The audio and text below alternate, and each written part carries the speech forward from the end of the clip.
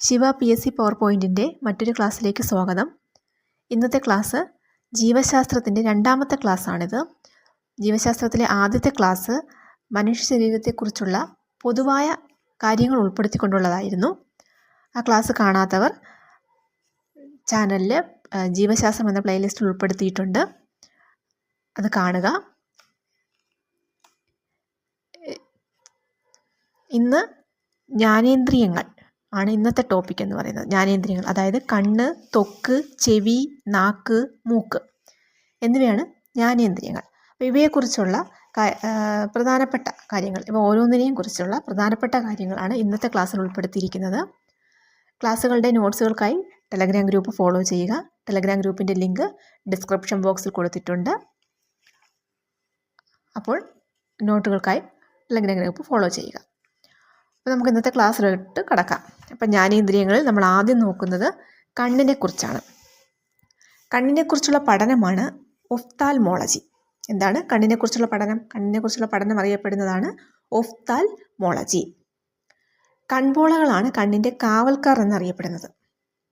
ഇനി ഈ കണ്ണിലുള്ള ലെൻസ് ഏതാണ്? അതാണ് കോൺവെക്സ് ലെൻസ്. കോൺവെക്സ് ലെൻസാണ് കണ്ണിലുള്ളത്. അഥവാ ബൈ കോൺവെക്സ് ആണ് കണ്ണിലുള്ള ലെൻസ് എന്ന് പറയുന്നത്. ഇതാണ് കോൺവെക്സ്. കണ്ണിന് പ്രധാനമായും 3 പാളികളാണുള്ളത്. ഏതൊക്കെയാണ്? ദൃഢപടലം, രക്തപടലം, ദൃഷ്ടിപടലം. ഏതൊക്കെയാണ്? ദൃഢപടലം, രക്തപടലം, ദൃഷ്ടിപടലം. ഇതിൽ കണ്ണിൻ്റെ ഏറ്റവും പുറമേയുള്ള കാണാൻ കഴിയുന്ന ഭാഗമാണ്, ആ ഒരു പാളിയെയാണ് ദൃഢപടലം എന്ന് പറയുന്നത്. എന്താണ്? കണ്ണിൻ്റെ ഏറ്റവും പുറമേയുള്ള കാണാൻ കഴിയുന്ന പാളി, അതാണ് ദൃഢപടലം. ഈ കണ്ണിലെ മധ്യപാളിയാണ് രക്തപടലം. ഇതാണ് കണ്ണിൻ്റെ ഏറ്റവും പുറമേ നമുക്ക് കാണാൻ കഴിയുന്ന പാളി, അതാണ് ദൃഢപടലം. പിന്നെ കണ്ണിലെ മധ്യപാളിയാണ് രക്തപടലം. ഇനി കണ്ണിലെ ഏറ്റവും ഉള്ളിലുള്ള പാളിയാണ് ദൃഷ്ടിപടലം. ഇനി ഇവ ഓരോന്നും നമുക്ക് എന്താണെന്ന് ജസ്റ്റ് ഒന്ന് നോക്കാം. കണ്ണിൻ്റെ ഏറ്റവും പുറമേയുള്ള നമുക്ക് കാണാൻ കഴിയുന്ന പാളി, അത് ദൃഢപടലം. ഈ ദൃഢപടലത്തിൻ്റെ മുൻഭാഗത്തെ ആവരണം ചെയ്തിരിക്കുന്ന നേർത്ത സ്തരമാണ് നേത്രാവരണം.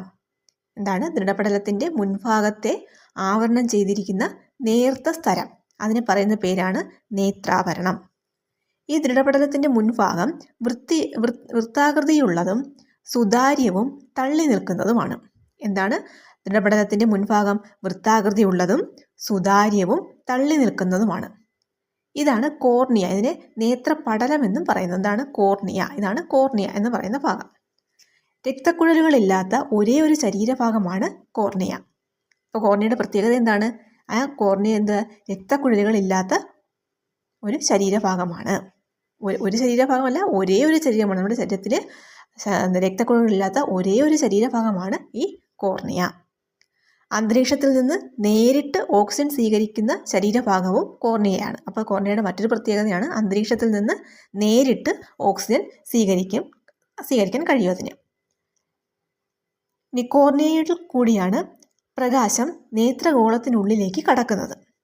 നേത്രഗോളത്തിന് ആകൃതി നൽകുന്നത് ഈ ദൃഢപടലമാണ്.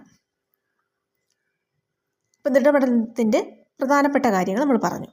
ഇനി അതിൻ്റെ രണ്ടാമത്തെ പാളിയായ ഏതാണ്? കണ്ണിലെ മധ്യപാളി. മധ്യപാളിയാണ് രക്തപടലം. ഈ രക്തപടലത്തെക്കുറിച്ച് നമുക്ക് നോക്കാം. മെലാനിൻ്റെ സാന്നിധ്യം മൂലം രക്തപടലത്തിന് ഇരുണ്ട നിറമാണുള്ളത്. എന്താണ്? മെലാനിൻ്റെ സാന്നിധ്യം മൂലം രക്തപടലത്തിന് ഇരുണ്ട നിറമാണുള്ളത്. മെലാനിൻ്റെ അളവ് കുറഞ്ഞാൽ നീലക്കണ്ണുകൾ ഉണ്ടാകും. എല്ലാവരുടെയും കണ്ണിൻ്റെ ആ നിറത്തിന് വ്യത്യാസമുണ്ട്. അത് ഈ പറയുന്ന മെലാനിൻ്റെ അളവിലുള്ള ഏറ്റക്കുറച്ചിലുകൾ കൊണ്ടാണ് ആ ഒരു വ്യത്യാസം ഉണ്ടാകുന്നത്. അപ്പോൾ മെലാനിൻ്റെ അളവ് കുറഞ്ഞാൽ നീലക്കണ്ണുകൾ ഉണ്ടാകും. കണ്ണിൽ പ്രവേശിക്കുന്ന അമിത പ്രകാശത്തെ ആഗിരണം ചെയ്യുന്നത് ഈ പാളിയാണ്. ഏതാണ്? ഈ രക്തപടലമാണ് കണ്ണിൽ പ്രവേശിക്കുന്ന അമിത പ്രകാശത്തെ ആഗിരണം ചെയ്യുന്നത്. കണ്ണിലെ കലകൾക്ക് ആവശ്യമായ പോഷണം ലഭിക്കുന്നതും ഈ രക്തപടലത്തിൽ നിന്നാണ്. കണ്ണിൻ്റെ ലെൻസിന് മുന്നിൽ മറ പോലെ കാണുന്നതാണ് ഐറിസ്. അപ്പോൾ എന്താണ് ഐറിസ്? കണ്ണിൻ്റെ ലെൻസിന് മുന്നിൽ മറ പോലെ കാണുന്നതാണ് ഐറിസ്. ഐറിസിന് എല്ലാവരിലും ഒരേ നിറമായിരിക്കത്തില്ല, അതിന് വ്യത്യാസം കാണും. കണ്ണിലെ സുതാര്യമല്ലാത്ത ഒരു പടലമാണ് ഐറിസ്. ലെൻസിന് മുമ്പിൽ ഐറിസിൻ്റെ മധ്യഭാഗമാണ് കൃഷ്ണമണി. അപ്പോൾ എന്താണ് ഈ കൃഷ്ണമണി എന്ന് പറയുന്നത്? ഏത് ഭാഗമാണ്? ലെൻസിന് മുമ്പിൽ ഐറിസിൻ്റെ മധ്യഭാഗം, അതാണ് കൃഷ്ണമണി. പ്രകാശ തീവ്രത അനുസരിച്ച് കൃഷ്ണമണിയുടെ വലിപ്പം വ്യത്യാസപ്പെട്ടിരിക്കും. വലയപേശികളും റേഡിയൽ പേശികളുമാണ് കൃഷ്ണമണിയുടെ സങ്കോച വികാസങ്ങളെ നിയന്ത്രിക്കുന്നത്. അപ്പോൾ ഈ കൃഷ്ണമണിയുടെ സങ്കോച വികാസങ്ങളെ നിയന്ത്രിക്കുന്നത് എന്തൊക്കെയാണ്? വലയപേശികളും റേഡിയൽ പേശികളുമാണ്. ലെൻസിന് പിൻഭാഗത്തായും റെറ്റിനയ്ക്ക് മുൻപിലായുമാണ് വിട്രിയസ് അറ. നമ്മൾ അടുത്ത് നോക്കുന്നത് വിട്രിയസ് അറ. ഇതാണ് ലെൻസിന് പിൻഭാഗത്തായും റെറ്റിനയ്ക്ക് മുൻപിലായും ആണ് ഈ വിട്രിയസ് അറ കാണുന്നത്. ഇതിൽ നിറഞ്ഞിരിക്കുന്ന ദ്രവമാണ് വിട്രിയസ് ദ്രവം. അപ്പോൾ വിട്രിയസ് അറയിൽ നിറഞ്ഞിരിക്കുന്ന ദ്രവം ഏതാണ്? വിട്രിയസ് ദ്രവം. കണ്ണിലെ കലകൾക്ക് ഓക്സിജനും പോഷണവും നൽകുന്ന ദ്രാവകമാണ് അക്വസ് ദ്രവം. എന്താണ് അക്വസ് ദ്രവം? അക്വസ് ദ്രവത്തിൻ്റെ പ്രത്യേകത എന്താണ്? കണ്ണിലെ കലകൾക്ക് ഓക്സിജനും പോഷണവും നൽകുന്ന ദ്രാവകം, അതാണ് അക്വസ് ദ്രവം. ഇത് കോർണിയയ്ക്കും ലെൻസിനും ഇടയിലുള്ള അക്വസ് അറയിലാണ് ഇത് സ്ഥിതി ചെയ്യുന്നത്. അപ്പോൾ നേരെ നമ്മൾ വിട്രിയസ് അറയെക്കുറിച്ചും വിട്രിയസ് ദ്രവത്തെക്കുറിച്ചും പറഞ്ഞു. എന്താണ്? ലെൻസിന് പിൻഭാഗത്തായും റെറ്റിനയ്ക്ക് മുൻപിലായുമാണ് ഈ വിട്രിയസ് അറ. ഈ വിട്രിയസ് അറയിലാണ് ഈ വിട്രിയസ് ദ്രവം ഉള്ളത്. ഇനി നമ്മൾ ഇപ്പോൾ പറഞ്ഞത് ഏതാണ്? അക്വസ് ദ്രവത്തെക്കുറിച്ചാണ്. അതാണ് കണ്ണിലെ കലകൾക്ക് ഓക്സിജനും പോഷണവും നൽകുന്ന ദ്രാവകം. ഈ കോർണിയയ്ക്കും ലെൻസിനും ഇടയിലുള്ള അക്വസ് അറയിലാണ് ഇത് സ്ഥിതി ചെയ്യുന്നത്. ഏതാണ് ഈ അക്വസ് ദ്രവം സ്ഥിതി ചെയ്യുന്നത്? കണ്ണിലെ ഏറ്റവും ഉള്ളിലുള്ള പാളിയാണ് ദൃഷ്ടിപടലം. നമ്മളിത് മൂന്ന് പാളികളുണ്ടെന്ന് പറഞ്ഞില്ലേ? കണ്ണിന് പ്രധാനമായും 3 പ്രധാന പാളികളാണുള്ളത്. അതിൽ നമ്മൾ ദൃഢപടലം നോക്കി, പിന്നെ രണ്ടാമതായി രക്തപടലം നോക്കി, ഇപ്പോൾ അടുത്തത് ദൃഷ്ടിപടലം. ദൃഷ്ടിപടലത്തെക്കുറിച്ചാണ് നമ്മൾ നോക്കുന്നത്. കണ്ണിൽ പ്രതിബിംബം ഉണ്ടാകുന്നത് റെറ്റിനയിലാണ്. ഇനി റെറ്റിനയിൽ രൂപം കൊള്ളുന്ന പ്രതിബിംബം യഥാർത്ഥവും തലകീഴായതുമാണ്. അപ്പോൾ എന്താണ് റെറ്റിനയിൽ രൂപം കൊള്ളുന്ന പ്രതിബിംബത്തിൻ്റെ പ്രത്യേകത? അത് യഥാർത്ഥവും തലകീഴായതുമാണ്. ലെൻസുമായി ബന്ധിപ്പിച്ചിട്ടുള്ള സീലിയറി പേശികളാണ് ലെൻസിൻ്റെ ഫോക്കസ് ദൂരം നിയന്ത്രിച്ച് പ്രതിബിംബത്തെ കൃത്യമായി റെറ്റിനയിൽ പകർത്തുന്നത്. കണ്ണിലേക്കുള്ള ദൂരമനുസരിച്ച് പ്രതിബിംബം റെറ്റിനയിൽ പതിപ്പിക്കാനുള്ള കണ്ണിൻ്റെ കഴിവിനെയാണ് സമഞ്ജനക്ഷമത എന്ന് പറയുന്നത്. ഈ സമഞ്ജനക്ഷമത പല PSC ചോദ്യപേപ്പറിലും കണ്ടിട്ടുള്ളതാണ്. അപ്പോൾ അതുകൊണ്ട് അത് ശ്രദ്ധിക്കുക. എന്താണ് സമഞ്ജനക്ഷമത? കണ്ണിലേക്കുള്ള ദൂരമനുസരിച്ച് പ്രതിബിംബം റെറ്റിനയിൽ പതിപ്പിക്കാനുള്ള കണ്ണിൻ്റെ കഴിവ്, അതാണ് സമഞ്ജനക്ഷമത എന്നുകൊണ്ട് ഉദ്ദേശിക്കുന്നത്. കാഴ്ച എന്ന അനുഭവം സാധ്യമാക്കുന്ന മസ്തിഷ്കത്തിൻ്റെ ഭാഗമാണ് സെറിബ്രം. റെറ്റിനയിൽ നിന്നും മസ്തിഷ്കത്തിലേക്കുള്ള നാഡിയാണ് ഒപ്റ്റിക് നെർവ് എന്ന് പറയുന്നത്. ഇനി വ്യക്തമായ കാഴ്ചയ്ക്കുള്ള ഏറ്റവും കുറഞ്ഞ ദൂരം എന്ന് പറയുന്നത് 25 സെൻറ്റിമീറ്റർ ആണ്. അപ്പോൾ എത്ര സെൻറ്റിമീറ്റർ ആണ്? 25 സെൻറ്റിമീറ്റർ ആണ് വ്യക്തമായ കാഴ്ചയ്ക്കുള്ള ഏറ്റവും കുറഞ്ഞ ദൂരമെന്ന് പറയുന്നത്. ഇനി അതുപോലെ മനുഷ്യൻ്റെ വീക്ഷണ സ്ഥിരത അതെന്താണ്? 1/16 സെക്കൻഡാണ് മനുഷ്യൻ്റെ വീക്ഷണ സ്ഥിരത എന്ന് പറയുന്നത്. ഇനി കണ്ണിൻ്റെ ആരോഗ്യത്തിന് ആവശ്യമായ ജീവകം എന്ന് പറയുന്നത് വിറ്റാമിൻ എ ആണ്. വിറ്റാമിൻ എ ആണ് കണ്ണിൻ്റെ ആരോഗ്യത്തിന് ഏറ്റവും പ്രധാനപ്പെട്ടത്. അപ്പോൾ നമ്മൾ വിറ്റാമിൻ എ അടങ്ങിയ ആഹാരങ്ങളൊക്കെ നന്നായിട്ട് കഴിക്കുക, കണ്ണിന് നല്ല ആരോഗ്യം ലഭിക്കും. ദൃഷ്ടിപടലത്തിലെ പ്രകാശഗ്രാഹികളായ കോശങ്ങളാണ് റോഡ് കോശങ്ങളും കോൺ കോശങ്ങളും. അത് ശ്രദ്ധിക്കുക. ദൃഷ്ടിപടലത്തിലെ പ്രകാശഗ്രാഹികളായ കോശങ്ങളാണ് റോഡ് കോശങ്ങളും കോൺ കോശങ്ങളും. ഇതിൽ മങ്ങിയ വെളിച്ചത്തിൽ കാണുന്നതിനും വസ്തുക്കളെ കറുപ്പും വെളുപ്പുമായി കാണുന്നതിനും സഹായിക്കുന്ന കോശങ്ങളാണ് റോഡ് കോശങ്ങൾ. അപ്പോൾ എന്താണ് റോഡ് കോശങ്ങൾ? മങ്ങിയ വെളിച്ചത്തിൽ കാണുന്നതിനും വസ്തുക്കളെ കറുപ്പും വെളുപ്പുമായി കാണുന്നതിനും സഹായിക്കുന്ന കോശങ്ങൾ, അതാണ് റോഡ് കോശങ്ങൾ എന്ന് പറയുന്നത്. ഈ മനുഷ്യ നേത്രത്തിനുള്ളതിനേക്കാൾ കൂടുതൽ റോഡ് കോശങ്ങൾ ആർക്കുണ്ട്? ഈ പൂച്ച, മാൻ തുടങ്ങിയ മൃഗങ്ങൾക്കുണ്ട്. അതുകൊണ്ടാണ് അവയ്ക്കൊക്കെ രാത്രിയിൽ കാഴ്ചശക്തി ഉള്ളത്. അതായത് റോഡ് കോശങ്ങളുടെ അളവ് എന്ന് പറയുന്നത് അത് കൂടുതൽ കോശങ്ങൾ ഈ പറയുന്ന പൂച്ചയ്ക്കും മാനിനൊക്കെ ഉണ്ട്. അതുകൊണ്ടാണ് ഈ പൂച്ച, മാൻ തുടങ്ങിയ മൃഗങ്ങളൊക്കെ രാത്രിയിൽ കാഴ്ചശക്തിയുണ്ട്. അതിനുള്ള കാരണം അതാണ്. ഈ റോഡ് കോശങ്ങളിൽ അടങ്ങിയിട്ടുള്ള തവിട്ട് നിറത്തിലുള്ള വർണ്ണവസ്തുവാണ് റോഡോപ്സിൻ.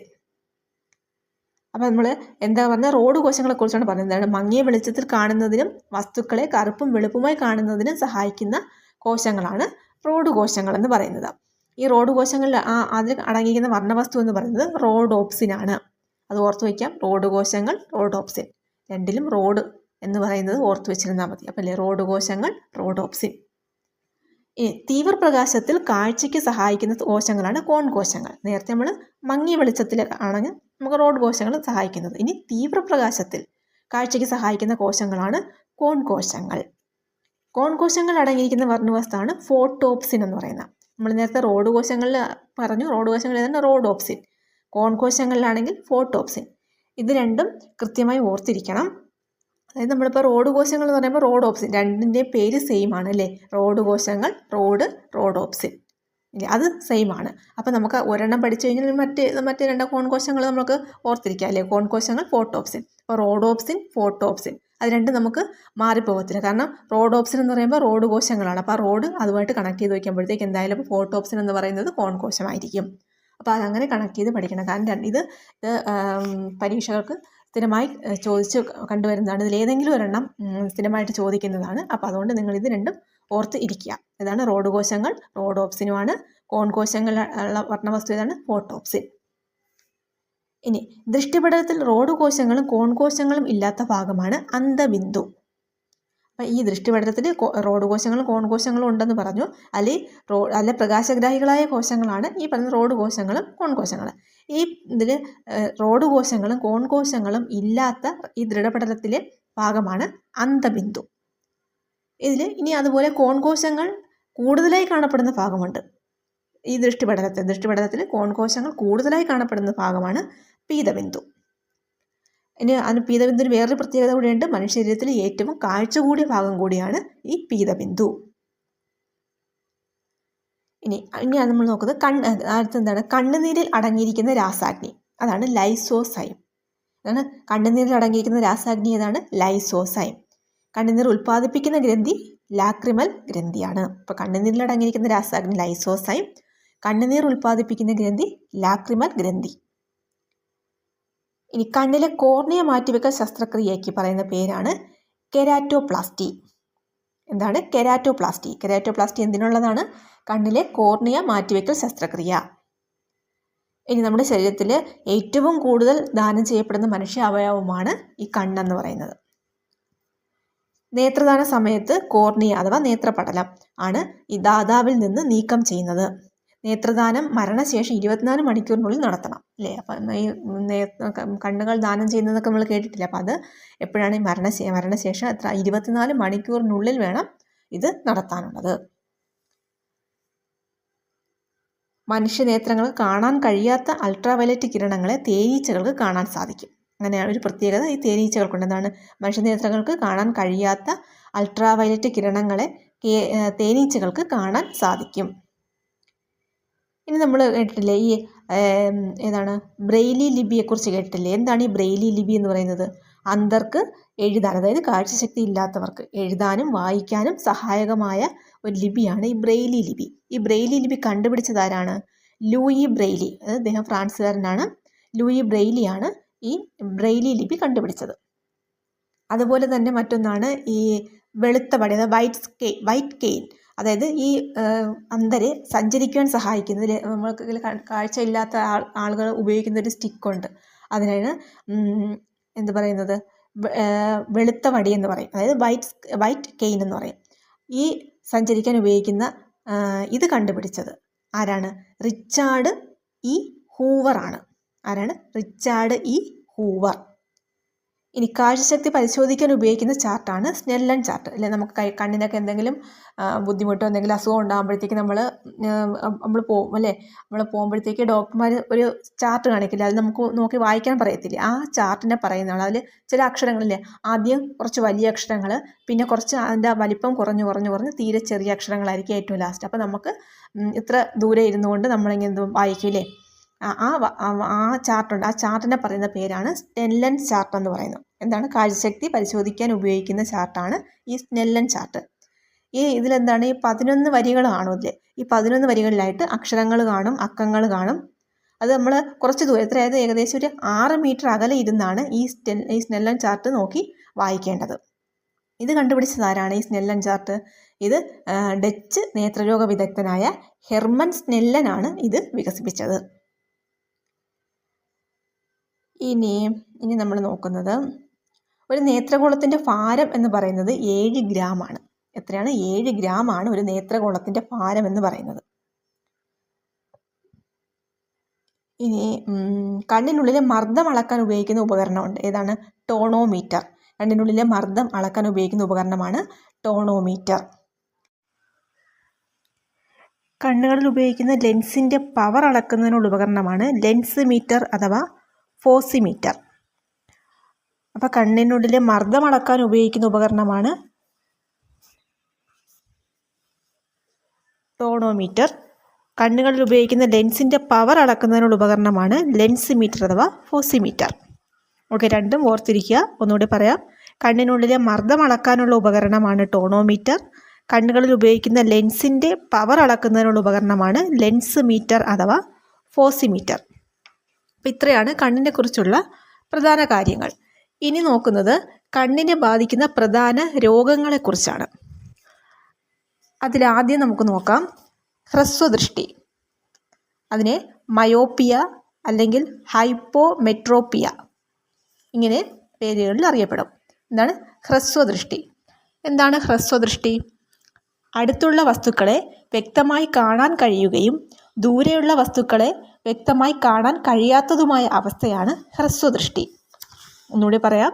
അടുത്തുള്ള വസ്തുക്കളെ വ്യക്തമായി കാണാൻ കഴിയും, എന്നാൽ ദൂരെയുള്ള വസ്തുക്കളെ വ്യക്തമായി കാണാൻ കഴിയത്തില്ല. ആ അവസ്ഥയാണ് ഹ്രസ്വദൃഷ്ടി എന്ന് പറയുന്നത്. ഇത് പരിഹരിക്കാനായി നമ്മൾ ഉപയോഗിക്കുന്നത് കോൺകേവ് ലെൻസാണ്. കോൺകേവ് ലെൻസ് ഉപയോഗിച്ചാണ് ഈ ഹ്രസ്വദൃഷ്ടി പരിഹരിക്കുന്നത്. ഇതിന് പ്രധാന കാരണമായിട്ട് പറയുന്നത് നേത്രഗോളത്തിന് നീളം കൂടുമ്പോൾ വസ്തുവിൻ്റെ പ്രതിബിംബം റെറ്റിനയ്ക്ക് മുന്നിൽ പതിക്കുന്നതാണ് ഹ്രസ്വദൃഷ്ടിക്ക് കാരണം.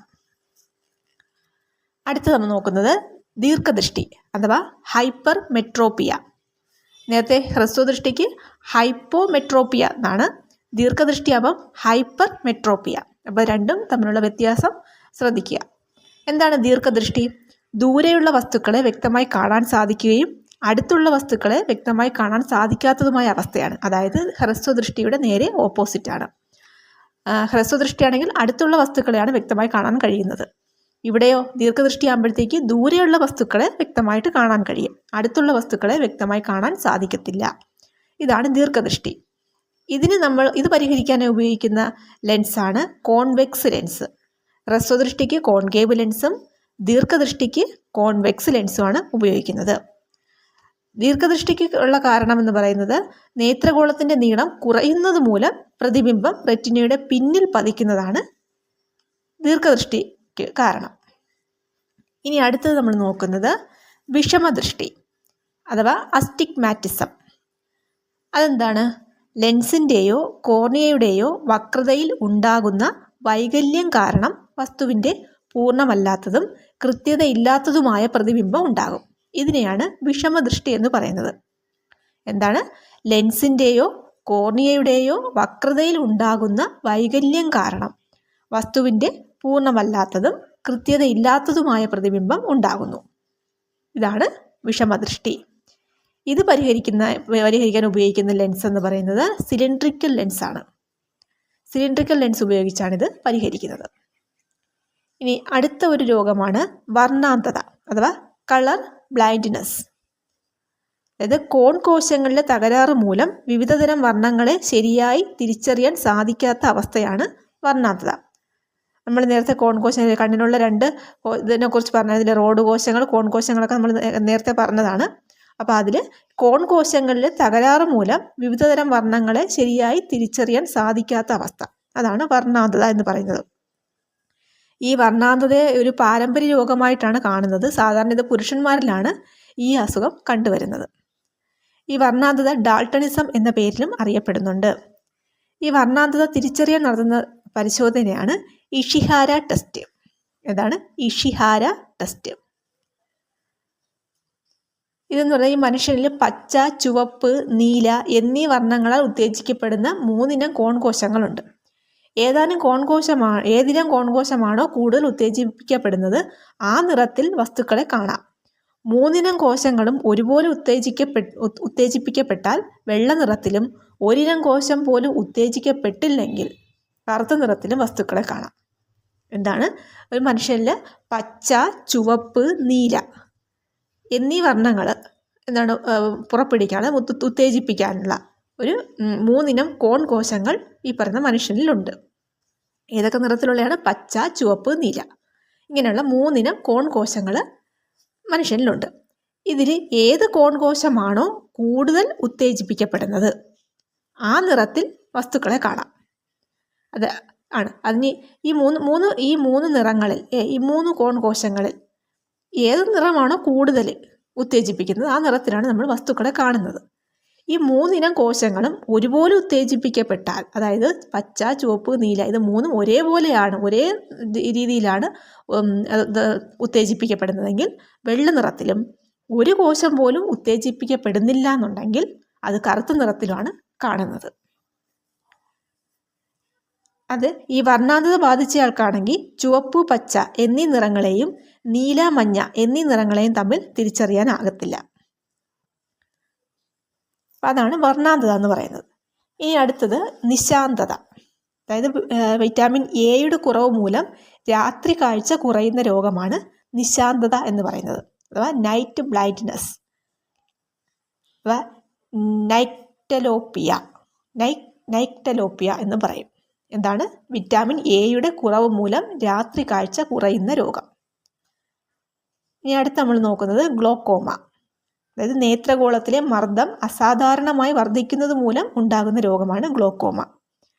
ഈ ദീപങ്ങൾക്ക് ചുറ്റും വർണ്ണവലയങ്ങൾ ഉള്ളതായി തോന്നിക്കുന്നത് ഈ വൈകല്യം മൂലമാണ്.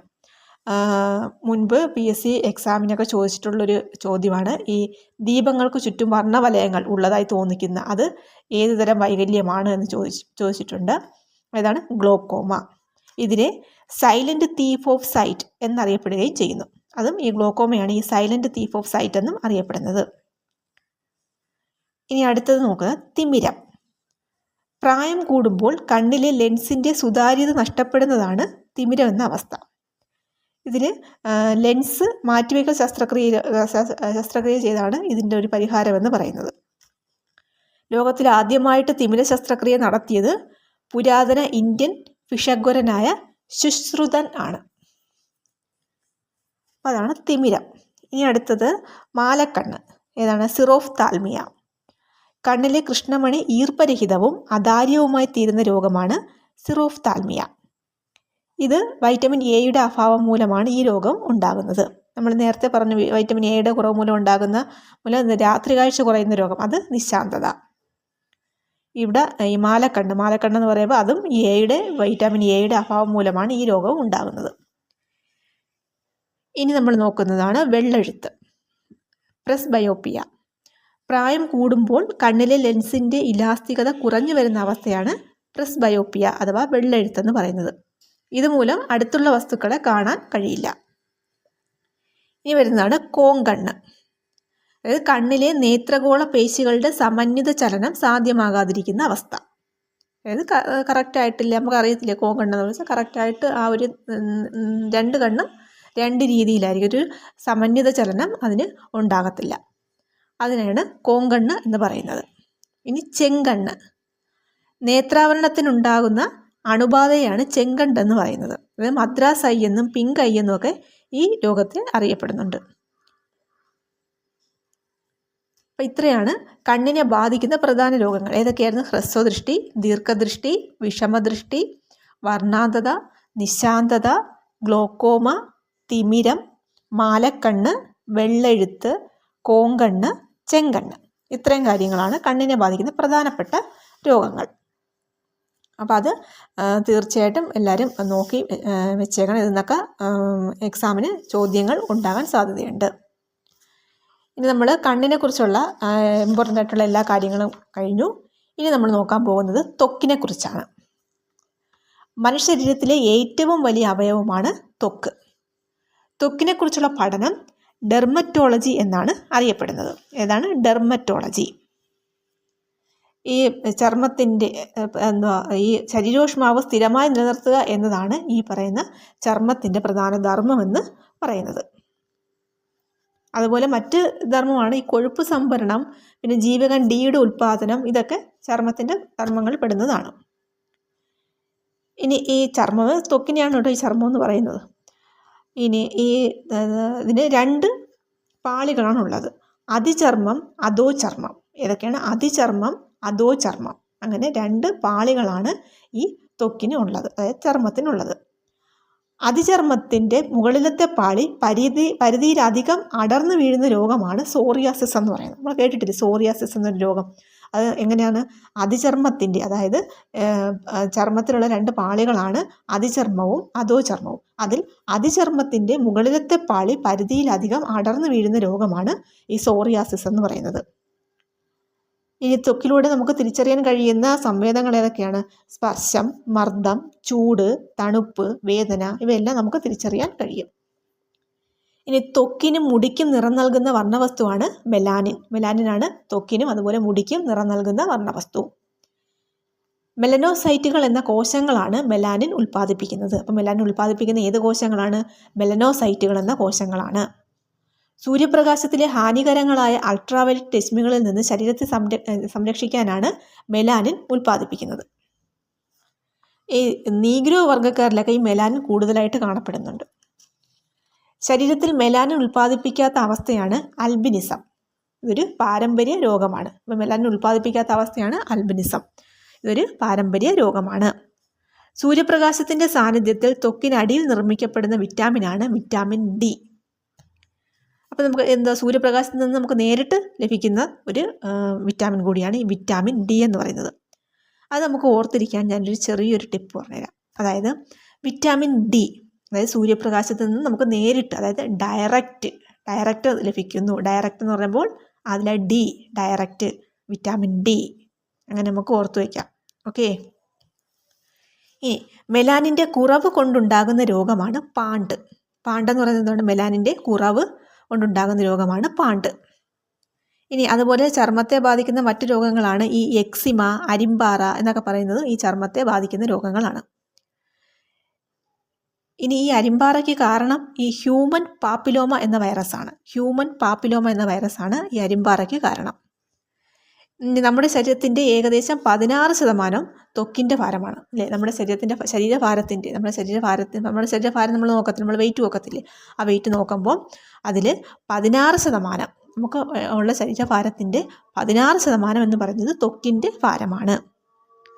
അതുപോലെ തന്നെ ജീവിത അവസാനം വരെ വളർന്നുകൊണ്ടിരിക്കുന്ന ശരീരഭാഗങ്ങളാണ് മുടിയും നഖവും, അല്ലേ? നമ്മുടെ മുടിയും നഖവും നമ്മുടെ ജീവിത അവസാനം വരെ വളർന്നുകൊണ്ടിരിക്കുന്ന ശരീരഭാഗങ്ങളാണ്.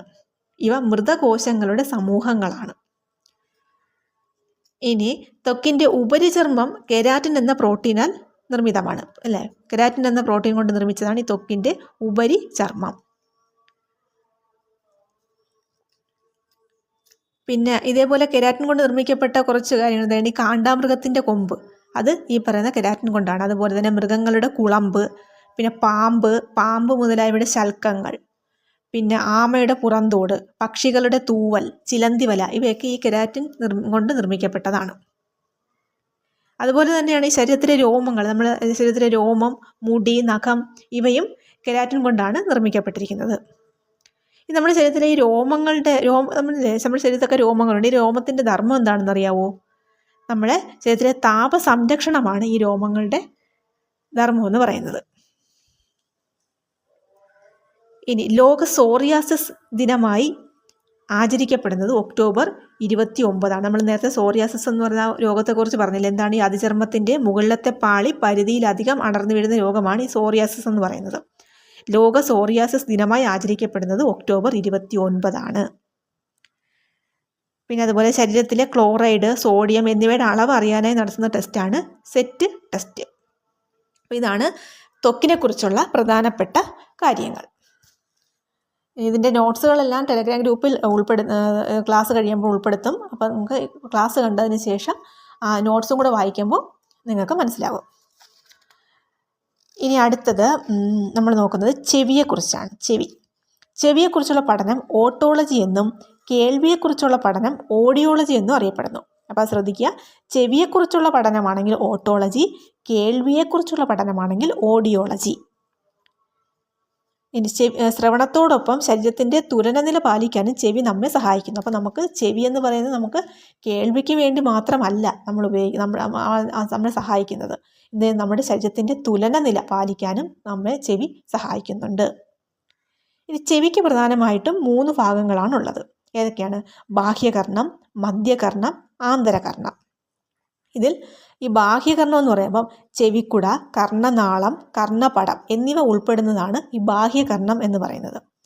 ഈ ചെവിക്കുട ശബ്ദതരംഗങ്ങളെ കർണനാളത്തിലേക്ക് കേന്ദ്രീകരിക്കുകയാണ് ചെയ്യുന്നത്. ഈ ചെവിക്കുട ചെയ്യുന്ന കാര്യം. ഇനി മധ്യകർണത്തിൽ കാണപ്പെടുന്ന 3 അസ്ഥികളാണ് മാലിയസ്, ഇൻകസ്, സ്റ്റേപ്പിസ്. ഏതൊക്കെയാണ്? മാലിയസ്, ഇൻകസ്, സ്റ്റേപ്പിസ് എന്നീ 3 അസ്ഥികളാണ് മധ്യകർണത്തിൽ കാണപ്പെടുന്നത്. മധ്യകർണത്തിൽ ചുറ്റികയുടെ ആകൃതിയിൽ കാണപ്പെടുന്ന അസ്ഥിയാണ് ഈ മാലിയസ് അസ്ഥി എന്ന് പറയുന്നത്. അതുപോലെ കുടക്കല്ലിൻ്റെ ആകൃതിയിൽ കാണപ്പെടുന്ന അസ്ഥിയാണ് ഇൻകസ്. ഇനി പാദദാരത്തിന്, അതായത് കുതിര സവാരിക്കാരൻ്റെ പാദദാരത്തിൻ്റെ ആകൃതിയിൽ കാണപ്പെടുന്ന അസ്ഥിയാണ് സ്റ്റേപ്പിസ്. അപ്പം മധ്യകർണത്തിൽ കാണപ്പെടുന്ന 3 അസ്ഥികളാണ് മാലിയസ്, ഇൻകസ്, സ്റ്റേപ്പിസ്. അതിൽ മാലിയസ് എങ്ങനെയാണ്? ചുറ്റികയുടെ ആകൃതിയിലാണ് ഈ മധ്യകർണത്തിൽ കാണപ്പെടുന്നത്. ഇൻകസ് ആകുമ്പോഴോ കൂടക്കല്ലിൻ്റെ ആകൃതിയിൽ. സ്റ്റേപ്പിസ് ആണെങ്കിൽ കുതിര സവാരിക്കാരൻ്റെ പാദദാരത്തിൻ്റെ ആകൃതിയിൽ. അതൊക്കെയാണ് ഈ 3 അസ്ഥികളെന്ന് പറയുന്നത്. ഇനി മനുഷ്യ ശരീരത്തിലെ ഏറ്റവും ചെറിയ അസ്ഥി ഈ സ്റ്റേപ്പിസ് ആണ്. ഈ സ്റ്റേപ്പിസ് ആണ് മനുഷ്യ ശരീരത്തിൽ തന്നെ ഏറ്റവും ചെറിയ അസ്ഥി. അങ്ങനെയാണെങ്കിൽ മനുഷ്യ ശരീരത്തിലെ ഏറ്റവും ചെറിയ പേശി ഏതായിരിക്കാം? സ്റ്റേപ്പിഡിയസ്. അതും ഈ സ്ഥിതി ചെയ്യുന്നത് ചെവിയിലാണ്. അതും സ്ഥിതി ചെയ്യുന്നത്. അപ്പോൾ ഏറ്റവും ചെറിയ അസ്ഥി എന്ന് പറയുന്നത് സ്റ്റേപ്പിസും ഏറ്റവും ചെറിയ പേശി എന്ന് പറയുന്നത് സ്റ്റേപ്പിഡിയസ് ആണ്. സ്റ്റേപ്പീഡിയസ് എന്ന അസ്ഥിയുമാണ്. അതും എവിടെയാണ് കാണപ്പെടുന്നത്? ചെവിയിലാണ് കാണപ്പെടുന്നത്. അപ്പോൾ ഏറ്റവും ചെറിയ അസ്ഥി കാണുന്നതും ചെറിയ പേശി കാണുന്നതും ഈ ചെവിയിലാണ്. ഇനി മധ്യകർണത്തിലെ ഗ്രസനിയുമായി ബന്ധിപ്പിക്കുന്ന നാളിയാണ് യൂസ്റ്റേക്കിയൻ നാളി. കർണപടത്തിന് ഇരുവശത്തുമുള്ള വായുമർദ്ദം ക്രമീകരിക്കുക എന്നതാണ് യൂസ്റ്റേക്കിയൻ നാളിയുടെ പ്രധാന ധർമ്മം.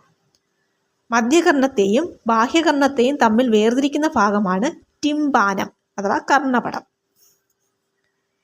ശരീരത്തിൻ്റെ തുലനാവസ്ഥ എന്താണ്? അതിനു മുമ്പ് മധ്യകർണത്തെയും ആന്തരകർണത്തെയും തമ്മിൽ വേർതിരിക്കുന്ന ചെവിയുടെ ഭാഗമാണ് ഓവൽ വിൻഡോ. നമ്മളിവിടെ പറഞ്ഞു മധ്യകർണത്തെയും ബാഹ്യകർണത്തെയും തമ്മിൽ വേർതിരിക്കുന്ന ഭാഗമാണ് ടിംബാനം. ഇവിടെ മധ്യകർണത്തെയും ആന്തരകർണത്തെയും തമ്മിൽ വേർതിരിക്കുന്ന ചെവിയുടെ ഭാഗമാണ് ഓവൽ വിൻഡോ.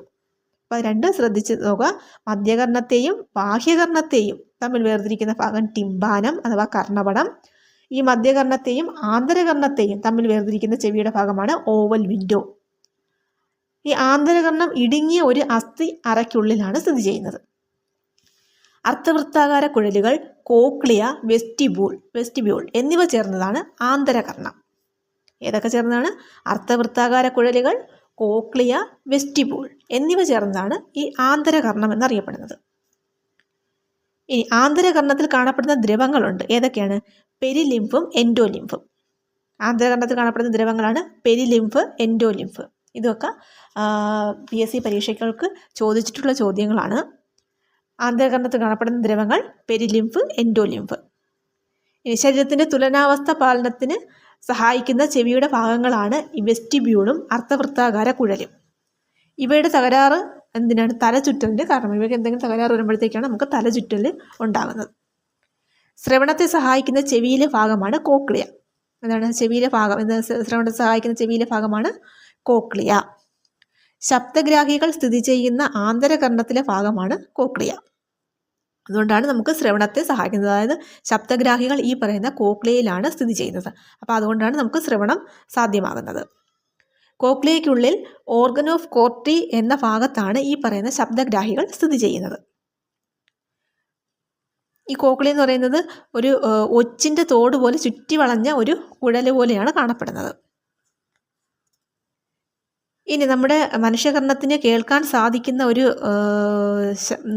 ശബ്ദത്തിൻ്റെ ബീജമുണ്ട്. എങ്ങനെയാണ്? ഏതാണ്? 20 ഹെഡ്സിനും 20,000 ഹെഡ്സിനും ഇടയിലുള്ള ആ ഒരു ശബ്ദമാണ് മനുഷ്യകർണത്തിന് കേൾക്കാൻ സാധിക്കുന്ന ശബ്ദത്തിൻ്റെ ആ ഒരു റേഞ്ച് എന്ന് പറയുന്നത്. എത്രയാണ്? 20 ഹെഡ്സിനും 20,000 ഹെഡ്സിനും ഇടയിലാണ്. 20 ഹെഡ്സിന് താഴെയുള്ള ശബ്ദം ഇൻഫ്രാസോണിക് എന്നും 20 കിലോ ഹെഡ്സിന് മുകളിലുള്ള ശബ്ദം അൾട്രാസോണിക് എന്നുമാണ് അറിയപ്പെടുന്നത്. എങ്ങനെയാണ്? 20 ഹെഡ്സിന് താഴെയുള്ള ശബ്ദം ഇൻഫ്രാസോണിക് എന്നും 20 കിലോ ഹെഡ്സിന് മുകളിലുള്ള ശബ്ദത്തെ അൾട്രാസോണിക് എന്നും പറയുന്നു. ഇനി കർണപടത്തിന് തകരാറിന് കാരണമാകുന്ന ഏകദേശ ശബ്ദ തീവ്രതയുടെ അളവ് എത്രയാണ്? 120 ഡെസിബലാണ്. അതായത് 120 ഡെസിബൽ ആ ഒരു ശബ്ദമൊക്കെ വരുമ്പോഴത്തേക്ക് നമ്മൾ കർണപടത്തിന് തകരാറ് ഉണ്ടാകും. അതെന്താ പറയുക, നമ്മൾ ഈ ഹെഡ്സെറ്റുകളൊക്കെ നമ്മൾ ഇപ്പോൾ സാധാരണ കൂടുതൽ ആൾക്കാർ നമ്മൾ മൊബൈൽ വെച്ചൊക്കെ ആയിരിക്കും പഠിക്കുകയൊക്കെ ചെയ്യുന്നത്. അപ്പോൾ കൂടുതൽ പഠിക്കുകയായാലും പാട്ട് കേൾക്കുകയായാലും എന്തായാലും നമ്മളിപ്പോൾ ഈ ഹെഡ്സെറ്റ് വെച്ചായിരിക്കും നമ്മൾ കൂടുതൽ ഉപയോഗിക്കുന്നത്. അപ്പോൾ ആ ഹെഡ്സെറ്റിൽ തന്നെ നമ്മൾ ഒരിക്കലും ഫുൾ വോളിയത്തിൽ വെച്ചുകൊണ്ട് ഒരിക്കലും നമ്മൾ ഹെഡ്സെറ്റ് ഉപയോഗിക്കരുത്. അത് നമ്മൾ ഹെഡ്സെറ്റിൻ്റെ നമുക്ക് കേൾക്കാൻ പറ്റുന്നില്ല, നമ്മൾ ചിലപ്പോൾ വോളിയം കൂട്ടും അല്ലേ. ആ വോളിയം കൂട്ടുമ്പോൾ തന്നെ നമ്മൾ ആ ഡിസ്പ്ലേയിൽ, ആ ഫോണിൻ്റെ ഡിസ്പ്ലേയിൽ തന്നെ നമ്മളുടെ വോളിയം ഒരു ഏകദേശം ഒരു പകുതി, ഒരു 1/4 ഭാഗത്തോളം കഴിയുമ്പോൾ തന്നെ അതിൽ തന്നെ എഴുതി കാണിക്കുന്നതും കാണാം അല്ലേ. എന്തോ ഫുള്ളായിട്ട് വെച്ച് കേൾക്കരുത്, അത് നമ്മുടെ ചെവിക്ക് ദോഷകരമായിട്ട് ബാധിക്കും. അപ്പോൾ ആരും അങ്ങനെ ഹെഡ്സെറ്റ് വെച്ച് കേൾക്കുമ്പോൾ കംപ്ലീറ്റ്, അതായത് ഫുള്ള് വോളിയത്തിൽ വെച്ചുകൊണ്ട് ഒരിക്കലും ആരും കേൾക്കരുത്. അത് നമ്മുടെ ചെവിയുടെ കേൾവി ശക്തിയൊക്കെ അത് ബാധിക്കും. ഓക്കെ. ഇനി മനുഷ്യരിൽ 2 കർണങ്ങളിലുമായി ആകെ 6 എല്ലുകളാണ് ഉള്ളത് അല്ലേ. 2 കർണങ്ങൾ, 2 ചെവിയിലുമായി 2 കർണങ്ങളിലുമായി ആകെ 6 എല്ലുകളാണ് ഉള്ളത്. ഇനി ശ്രവണ പരിശോധനയ്ക്ക് ഉപയോഗിക്കുന്ന ഒരു യന്ത്രമാണ് ഓട്ടോസ്കോപ്പ് എന്ന് പറയും. എന്താണ് ഓട്ടോസ്കോപ്പ്? ഇനി ദേശീയ ബധിര ദിനം എന്നാണ്? അത് സെപ്റ്റംബർ 26 സെപ്റ്റംബർ 26 ദേശീയ ബധിര ദിനമായിട്ട് ആചരിക്കുന്നത്. ഓക്കെ. അപ്പോൾ നമ്മൾ ഏതൊക്കെ പഠിച്ചു? നമ്മൾ കണ്ണ് പഠിച്ചു, അതുപോലെ കണ്ണിനെ ബാധിക്കുന്ന രോഗങ്ങൾ പഠിച്ചു, ത്വക്ക് പഠിച്ചു, ചെവി പഠിച്ചു. ഇനി നമ്മളിനി നാക്കിനെ കുറിച്ചാണ് പറയുന്നത്. നാക്ക് സോതറിയാൻ അല്ലേ. നാക്കെന്ന് പറയുമ്പോൾ നമുക്കറിയില്ലേ സോതാണ്. നാക്കെന്ന് പറയുമ്പോൾ നമുക്ക് നാക്കിൽ വെള്ളം വരും. എന്താണ്, എന്തെങ്കിലും നമ്മൾ നല്ലൊരു ഫുഡിനെ കുറിച്ചൊക്കെ നമ്മൾ ആലോചിക്കുമ്പോഴത്തേക്കും നമുക്ക് നാക്കിൽ എന്തോ വെള്ളം വരും അല്ലേ. അപ്പം സോതറിയാൻ നമ്മെ സഹായിക്കുന്നതാണ് ഈ നാക്കെന്ന് പറയുന്നത്. ഈ നാക്കിലെ സ്വാദ് മുകുളങ്ങളുണ്ട്. ഈ സ്വാദ് മുകുളങ്ങളാണ് നമ്മളെ ഈ സ്വാദറിയാനായിട്ട് നമ്മളെ സഹായിക്കുന്നത്. ഈ നാവിൻ്റെ പ്രതലത്തിൽ ഉയർന്നു നിൽക്കുന്ന പാപ്പില്ലകളിലാണ് ഈ സ്വാദ് മുകുളങ്ങൾ കാണപ്പെടുന്നത്. എന്തൊക്കെ സ്വാദുകളാണ് നമുക്ക് അറിയാൻ പറ്റുന്നത്? ഏതൊക്കെയാണ്? നാക്കിൽ ഉപ്പ്, മധുരം, കയ്പ്പ്, പുളിപ്പ് എന്നിങ്ങനെ 4 തരം സ്വാദുകളാണ് ഏറ്റവും പ്രധാനമായിട്ടുള്ള 4 തരം സ്വാദുകളാണ് നമുക്ക് അറിയാൻ കഴിയുന്നത്. അതിൽ നാവിൻ്റെ മുന്നറ്റം, അതായത് മുൻഭാഗം, അവിടെ ഉപ്പ്, മധുരം എന്നിവ തിരിച്ചറിയാൻ നമ്മെ സഹായിക്കുന്നു. നമ്മൾ ഇതിനെപ്പോൾ എന്തെങ്കിലും പാചകമൊക്കെ ചെയ്യുമ്പോഴത്തേക്ക് നമുക്ക് ആ കറിക്ക് ഉപ്പുണ്ടോ എന്ന് നോക്കുമ്പോഴത്തേക്ക് നമ്മൾ കയ്യിൽ ലേശം എടുത്ത് വെച്ച് നമ്മൾ നാവിൻ്റെ തുമ്പറ്റത്തല്ലേ വെച്ച് നോക്കുന്നത്. അതിന് ഉപ്പുണ്ടോ പുളിയുണ്ടോ എന്നൊക്കെ, ഉപ്പ് ഒക്കെ ഉണ്ടോ നമ്മൾ നോക്കുന്നത് എങ്ങനെയാണ്? ആ നാവിൻ്റെ തുമ്പ് വെച്ച് തുമ്പറ്റത്തല്ലേ വയ്ക്കുന്നത്. അപ്പോൾ അവിടെയാണ്. അതെന്തുകൊണ്ട്? നമ്മൾ ആരെങ്കിലും അറിഞ്ഞിട്ടാണോ അല്ലേ? നമ്മളിത് പഠിക്കുമ്പോഴെല്ലാം ഈ വശത്താണ് നമുക്ക് ഉപ്പ് അറിയാൻ പറ്റുന്നത്. പക്ഷെ നമ്മൾ ആരും പഠിച്ചിട്ടോ ഒന്നുമല്ല. നമുക്ക് അറിവാവുന്ന പ്രായം തൊട്ട് മുതൽ, നമ്മൾ ചെറിയ പ്രായമായപ്പോൾ തൊട്ട് തന്നെ നമ്മൾ എന്ത് ചെയ്യുന്നുണ്ട്? അത് ഓട്ടോമാറ്റിക്കായിട്ട് നമ്മൾ നാക്കിൻ്റെ തുമ്പറ്റത്താണ് വെക്കുന്നത്. അപ്പം നാവിൻ്റെ ഈ മുന്നറ്റത്താണ് നമ്മൾ ഉപ്പ്, മധുരം ഒക്കെ തിരിച്ചറിയാൻ നമ്മെ സഹായിക്കുന്നത് നാവിൻ്റെ മുന്നറ്റമാണ്. ഇനി വശങ്ങളുണ്ട്, 2 വശം. അവിടെയാണ് ഈ പുളിപ്പ് അറിയുന്നത്. പുളിപ്പ് എത്രയാണെന്ന് അറിയപ്പെടുന്നത് നമ്മൾ ഈ 2 വശങ്ങളിലാണ് പുളിപ്പ് അറിയപ്പെടുന്നത്. പിന്നെ പിന്നറ്റം, അതായത് ഉൾഭാഗത്തായിട്ട് ആണ് കയ്പറിയുന്നത്. ഇപ്പം നമ്മൾ കയ്പുള്ള വസ്തുക്കളെ കഴിക്കുമ്പോഴത്തേക്കൊക്കെ നമുക്ക് അങ്ങനെ ഉള്ളറ്റത്തല്ലേ അങ്ങ് കയ്പ് അങ്ങ് വരുന്നത്. അതിൽ വല്ലാത്തൊരവസ്ഥയല്ലേ അത്. അത് പിന്നറ്റത്താണ് നമ്മൾ ഈ കയ്പ് തിരിച്ചറിയുന്നത്. ഇനി നാവിന് തിരിച്ചറിയാൻ കഴിയുന്ന 5ാമത്തെ ഒരു രുചിയുണ്ട്. അതാണ് ഉമാമി എന്നറിയപ്പെടുന്നത്. അതായത് ഗ്ലൂട്ടാമേറ്റ് പദാർത്ഥങ്ങളുടെ ഗ്രാഹികൾ വഴിയാണ് ഉമാമി രുചി അറിയുക. അതിനൊരു ഉദാഹരണം എന്താണ്? ഈ അജിനോമോട്ടോയുടെ രുചി എന്ന് പറയുന്നത് ഒരു ഉമാമി രുചിയാണ്. ഇനി അതുപോലെ തന്നെ നമ്മൾ ശ്രദ്ധിക്കാനുള്ള കാര്യമാണ്, എല്ലില്ലാത്തൊരു അവയവമാണ് നാവ് അല്ലേ. നമ്മൾ ചിലപ്പോൾ ദേഷ്യം വരുമ്പോൾ പറയത്തില്ലേ, എൻ്റെ നാവിന് എല്ലില്ലാത്തതുകൊണ്ടോ എന്തും പറയാം എന്നൊക്കെ തോന്നരുത് എന്നൊക്കെ പറഞ്ഞ് നമ്മൾ സിനിമകളിലായാലും അല്ലെങ്കിൽ നമുക്കിപ്പോൾ നമ്മൾ സിനിമകളിൽ മാത്രമല്ല, നമ്മളിപ്പോൾ പരിചയമുള്ളവരായാലും പരസ്പരം ചിലപ്പോൾ ദേഷ്യം വരുമ്പോഴൊക്കെ പറയുന്നത് നമ്മൾ കേട്ടിട്ടില്ലേ, നാവിന് എല്ലില്ലാത്തതുകൊണ്ട് ഇങ്ങനെ കൂടുതലൊന്നും പറയരുതെന്ന്. അപ്പോൾ എന്താണ് അത് അറിഞ്ഞുകൊണ്ടാണ്. ഇപ്പോൾ നോക്കി നമ്മൾ പഠിച്ചപ്പോൾ മനസ്സിലായില്ലേ, ഈ നാവിന് നമുക്ക് എല്ലില്ലാത്ത നമ്മുടെ ശരീരത്തിൽ ഏക ഒരു അവയവമാണ് നാവ് എന്ന് പറയുന്നത്. കാരണം നാവ് നമുക്ക് ഈ എല്ലില്ലാത്തത് കൊണ്ടാണ് നമുക്ക് നന്നായിട്ട് സംസാരിക്കാൻ പറ്റുക. കാരണം നാവ് നന്നായിട്ട് വഴങ്ങും അല്ലേ. ഏത് വശത്തോട്ട് പോയാലും നമ്മുടെ നാവ് വഴങ്ങും. കാരണം എന്താ? നാവിൽ എല്ലില്ല. ഇനി അതുപോലെ നാക്കിനെ ബാധിക്കുന്നൊരു രോഗമാണ് റെഡ് ബീഫി ടങ്ക് എന്ന് പറയും. നാക്കിനെ ബാധിക്കുന്നൊരു രോഗമാണ് ഏതാണ്? Red ബീഫി tongue. ഈ കയ്പ്, പുളി, ഉപ്പ്, മധുരം എന്നീ പ്രാഥമിക രുചികൾ തിരിച്ചറിയാനുള്ള ഗ്രാഹികൾ മാത്രമേ നാവിലുള്ളൂ. മറ്റു സ്വാദുകളൊക്കെ സെറിബ്രം സൃഷ്ടിക്കുന്ന ദ്വിതീയ സ്വാദുകളാണ്. ഈ പറയുന്ന 4 പ്രധാനപ്പെട്ട 4 ഇപ്പോൾ നമ്മൾ 5ാമത്തെ രുചി ഉമാമി പറഞ്ഞിട്ടുണ്ട്. എങ്കിലും പ്രധാനപ്പെട്ടത് ഈ 4 രുചികളാണ്. ഈ കയ്പ്, പുളി, ഉപ്പ്, മധുരം. ഈ ഇത്രയും രുചികൾ മാത്രമേ നമുക്ക് നാവ് കൊണ്ട് നമുക്ക് തിരിച്ചറിയാൻ കഴിയുന്നത്. പക്ഷേ ഇതൊന്നും അല്ലാത്ത രീതിയിൽ ചില രുചികളുമൊക്കെ നമ്മൾ അറിയാറുണ്ട് അല്ലേ. ഇതൊക്കെ ചിലപ്പോൾ രണ്ടും കൂടെ മിക്സ് ചെയ്ത് ഒക്കെ ഉള്ള രുചികളൊക്കെ നമ്മൾ പല പല രുചികൾ നമ്മൾ പല പല ഭക്ഷണങ്ങൾ കഴിക്കുമ്പോഴത്തേക്ക് ഇതിൽ നിന്നൊക്കെ വ്യത്യസ്തമായ രുചികളൊക്കെ നമുക്ക് അപ്പോൾ ചില ഭക്ഷണം നമ്മൾ കഴിക്കുമ്പോൾ നോക്കിയാൽ ഇത് പുളിയല്ല, എന്നാൽ മധുരമല്ല. അപ്പോൾ ചിലപ്പോൾ പുളിയുണ്ട്, മധുരമുണ്ട്, എരിവുണ്ട്, അങ്ങനെയൊക്കെ നമ്മൾ പറയത്തില്ല. എന്താണ് അതിൻ്റെ രുചി എന്ന് നോക്കുമ്പോഴത്തേക്ക് നമുക്ക് അറിയാൻ പറ്റത്തില്ല. എല്ലാം കൂടെ മിക്സ് ചെയ്തിട്ടുള്ളൊരു മറ്റൊരു രുചിയായിരിക്കും അല്ലേ. അങ്ങനെയൊക്കെയുള്ള രുചി മറ്റൊക്കെ അങ്ങനെയാണ്. ഈ പറയുന്ന നാവിൻ്റെ കഴിവല്ല അത് ആ സ്വാദ് നമുക്കറിയുന്നത് എങ്ങനെയാണ്, ഈ സെറിബ്രം സൃഷ്ടിക്കുന്ന ഒരു ദ്വിതീയ സ്വാദുകളാണ്. അത് എന്താണ്, സെറിബ്രമാണ് അതിന് നമ്മളെ സഹായിക്കുന്നത്. അപ്പോൾ ഇതാണ് നാക്കിനെ കുറിച്ചുള്ള പ്രധാനപ്പെട്ട കാര്യങ്ങളാണ് ഇത്രയും പറഞ്ഞത്. ഇനി അടുത്ത നമുക്ക് അവസാനമായിട്ട് നമുക്ക് നോക്കാനുള്ളത് ഏതാണ്, മൂക്ക്. നമ്മുടെ മൂക്കിനെ കുറിച്ചാണ് നോക്കാനുള്ളത്. ശ്വസനത്തിനും ഗന്ധം തിരിച്ചറിയാനുമാണ് നമ്മൾ ഈ മൂക്ക് സഹായിക്കുന്നത് അല്ലേ. ശ്വസിക്കാനും പിന്നെ ഗന്ധം തിരിച്ചറിയാനും. ഇനി തരുണാസ്ഥി നിർമ്മിതമായ ഒരു അവയവമാണ് മൂക്കെന്ന് പറയുന്നത്. മൂക്ക് നിർമ്മിതമായത് ഏതാണ്, തരുണാസ്ഥി കൊണ്ടാണ്. അസ്ഥികളുടെ അത്ര ബലമില്ലാത്തതും വഴങ്ങുന്നതുമായ ഭാഗമാണ് ഈ തരുണാസ്ഥി എന്ന് പറയുന്നത്. തരുണാസ്ഥിയാണ്, പക്ഷെ എന്നാൽ ഈ സാധാരണ അസ്ഥികളെ പോലുള്ള അത്രയും ബലമൊന്നും ഈ പറഞ്ഞ തരുണാസ്ഥിക്ക് ഇല്ല.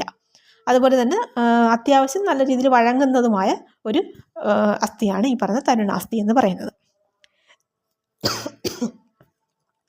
ഗന്ധം തിരിച്ചറിയാൻ സഹായിക്കുന്ന തലച്ചോറിലെ ഭാഗമാണ് ഈ സെറിബ്രം എന്ന് പറയുന്നത്. അപ്പോൾ നമ്മൾ നേരത്തെ നാക്കിനെ കുറിച്ച് പറഞ്ഞപ്പോഴത്തേക്ക് പറഞ്ഞില്ലേ, രുചിയൊക്കെ നമുക്ക് ദ്വിതീയ സ്വാദുകളൊക്കെ നമുക്ക് അറിയാൻ കഴിയുന്നത് ഈ പറഞ്ഞ സെറിബ്രം ഉപയോഗിച്ചാണ്. അതുപോലെ തന്നെ ഗന്ധം തിരിച്ചറിയാനും നമ്മൾ സഹായിക്കുന്നത് ഈ സെറിബ്രമാണ്. ഈ സെറിബ്രം നമ്മളെ ഗന്ധം തിരിച്ചറിയാനും സെറിബ്രം നമ്മളെ സഹായിക്കുന്നുണ്ട്. ഇനി പാമ്പ്, അരണ തുടങ്ങിയ ജീവികൾക്ക് നാക്ക് നീട്ടിയാണ് അവർ മണമറിയാൻ അവർക്ക് കഴിയുന്നത് അല്ലേ. നാക്ക് നീട്ടിയാണ് അവർ മണം അറിയുന്നത്. ജേക്കബ്സൺസ് ഓർഗൻസ് എന്ന പ്രത്യേക സംവിധാനത്തിലെ ഗന്ധഗ്രാഹികൾ ഉദ്ദീപിക്കപ്പെടുന്നതിനാലാണ് ഇവയ്ക്ക് നാക്കിലൂടെ മണമറിയാൻ സാധിക്കുന്നത്. ഈ പാമ്പ്, അരണയൊക്കെ നാക്കിലൂടെയല്ലേ, നാക്ക് നീട്ടിയാണ് മണം അറിയുന്നത്. അതായത് അവരുടെ ഗന്ധഗ്രാഹികളിൽ ഒരു പ്രത്യേക ഒരു സംവിധാനമുണ്ട്. അതാണ് ജേക്കബ്സൺസ് ഓർഗൻസ് എന്നൊരു സംവിധാനമുണ്ട്. അതാണ് ഈ പറയുന്ന അതൊരു ഗന്ധഗ്രാഹിയാണ്. ആ ഗന്ധഗ്രാഹികൾ ഉദ്ദീപിക്കപ്പെടുന്നതിനാലാണ് ഈ പറയുന്ന പാമ്പ്, അരണ തുടങ്ങിയ ഈ ജീവികളൊക്കെ ഈ പറയുന്നതുപോലെ അതിൻ്റെ മണമറിയാനായിട്ട് അത് നാക്ക് നീട്ടുന്നത്. മനസ്സിലായോ? ഇനി ഏറ്റവും കൂടുതൽ ഘ്രാണശക്തിയുള്ള ജീവി എന്ന് പറയുന്നത് സ്രാവാണ്. സ്രാവിനാണ് ഏറ്റവും കൂടുതൽ ഘ്രാണശക്തിയുള്ളത്. എന്നാൽ കരയിലെ ഏറ്റവും ഘ്രാണശക്തിയുള്ള ജീവി എന്ന് പറയുന്നത് നായയാണ്. നായയ്ക്കാണ് ഏറ്റവും കൂടുതൽ ഘ്രാണശക്തി ഉള്ളതെന്ന് പറയുന്നത്. ഇപ്പം എന്തെങ്കിലുമൊക്കെ വലിയ കേട്ടില്ലേ, നമ്മൾ ഈ എന്തെങ്കിലുമൊക്കെ ദുരന്തങ്ങൾ അങ്ങനെയൊക്കെ വരുന്നത് നേരത്തെ കൂട്ടി ഈ മൃഗങ്ങൾ തിരിച്ചറിയും എന്നൊരു ടോക്കുണ്ടില്ല. നമ്മൾ സാധാരണ കേട്ടിട്ടുള്ളൊരു കാര്യമാണ്. എല്ലാം നമുക്ക് എന്തെങ്കിലുമൊക്കെ ഒരു പ്രകൃതി ദുരന്തങ്ങളോ അങ്ങനെ എന്തെങ്കിലും ലക്ഷണങ്ങളൊക്കെ അത് മനുഷ്യരെക്കാൾ പെട്ടെന്ന് മൃഗങ്ങൾക്ക് തിരിച്ചറിയാനുള്ള കഴിവുണ്ടെന്നാണ് പറയപ്പെടുന്നത്. അപ്പോൾ അതാണ് ഏറ്റവും കൂടുതൽ ഘ്രാണശക്തിയുള്ളത്. അത് ജീവി എന്ന് പറയുന്നത് സ്രാവാണ്. കരയിലാണെങ്കിൽ ഏറ്റവും കൂടുതൽ ഘ്രാണശക്തിയുള്ള ജീവി എന്ന് പറയുന്നത് നായയാണ്. ഗന്ധം തിരിച്ചറിയാനുള്ള സെൻസറി നാഡിയാണ് ഓൾ ഫാക്ടറി എന്ന് പറയുന്നത്. എന്താണ് ആ സെൻസറി നാഡി? ഏതാണ്? All factory. ഇനി അതുപോലെ മൂക്കിനെ കുറിച്ചുള്ള പഠനം എന്ന് അറിയപ്പെടുന്നതാണ് റിനോളജി എന്നാണ് മൂക്കിനെ കുറിച്ചുള്ള പഠനം. ഇനി ഗന്ധങ്ങളെക്കുറിച്ചുള്ള പഠനം അറിയപ്പെടുന്നത് ഏതാണ്? ഓൾഫാക്ടോളജിയാണ്. മൂക്കിനെ കുറിച്ചുള്ള പഠനം റിനോളജിയും ഗന്ധങ്ങളെക്കുറിച്ചുള്ള പഠനത്തെ ഓൾഫാക്ടോളജി എന്നും പറയുന്നു. ഇതിൽ മൂക്കിൽ നടത്തുന്നൊരു പ്ലാസ്റ്റിക് സർജറി ഉണ്ട്. അതിനെയാണ് റൈനോപ്ലാസ്റ്റി എന്നറിയപ്പെടുന്നത്. മൂക്കിൽ നടത്തുന്ന പ്ലാസ്റ്റിക് സർജറി അറിയപ്പെടുന്നത് റൈനോപ്ലാസ്റ്റി. മണം പിടിക്കാൻ സാധിക്കാത്ത അവസ്ഥയാണ് അനോസ്മിയ എന്ന് പറയുന്നത്. അല്ലേ, മണം പിടിക്കാൻ സാധിക്കാത്തൊരവസ്ഥ, അതിനെയാണ് അനോസ്മിയ എന്ന് പറയുന്നത്. അപ്പോൾ നമ്മൾ ഇന്നത്തെ ക്ലാസ്സിൽ ജ്ഞാനേന്ദ്രിയങ്ങളാണ്, കുറച്ച് ലെങ്ത് കൂടുതലാണ് ക്ലാസ്സിന്. പിന്നെ ഇത് ജ്ഞാനേന്ദ്രിയങ്ങളാണ്. കണ്ണ്, ത്വക്ക്, ചെവി, നാക്ക്, മൂക്ക്. അപ്പോൾ ഇത് എല്ലാം കൂടെ ഒറ്റ ക്ലാസ് കൊണ്ട് അങ്ങ് തീർക്കാം. അതിന് വേണ്ടുള്ള കാര്യമേ ഉള്ളൂ. അതുകൊണ്ടാണ് കുറച്ചൊന്ന് ലെങ്ത് കൂടിപ്പോയത്. അപ്പോൾ ജ്ഞാനേന്ദ്രിയങ്ങൾ എന്ന് പറയുന്ന ടോപ്പിക്ക് ഒറ്റ ക്ലാസ് കൊണ്ട് കഴിഞ്ഞിരിക്കുകയാണ്. ഇതിൻ്റെ നോട്ട്സുകൾ ടെലഗ്രാം ഗ്രൂപ്പിൽ അപ്ലോഡ് ചെയ്യുന്നതാണ്. അപ്പോൾ എല്ലാവരും ക്ലാസ് കണ്ടതിന് ശേഷം നോട്ട്സ് കൂടി വായിക്കുമ്പോഴത്തേക്കും നിങ്ങൾക്ക് ഈ പറഞ്ഞ ജ്ഞാനേന്ദ്രിയങ്ങൾ എന്ന ഭാഗത്ത് നിന്ന് എക്സാമിന് ഏത് ക്വസ്റ്റ്യൻ ചോദിച്ചാലും നിങ്ങൾക്ക് എഴുതാനുള്ള ഒരു പ്രാപ്തി നിങ്ങൾക്ക് ഉണ്ടാകും. അപ്പോൾ നമുക്ക് ഇനി മറ്റൊരു ടോപ്പിക്കുമായിട്ട് അടുത്ത ക്ലാസ്സിൽ വരാം. Okay, thank you.